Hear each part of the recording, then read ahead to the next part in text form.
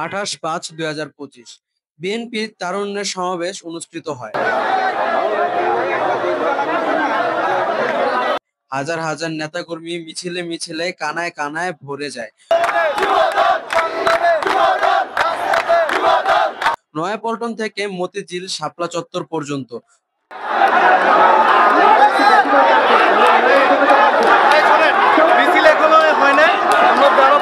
Virtually উপস্থিত ছিলেন জনাব তারেক রহমান। আরো উপস্থিত ছিলেন গাজী মনিরুজ্জামান মনির রূপগঞ্জ।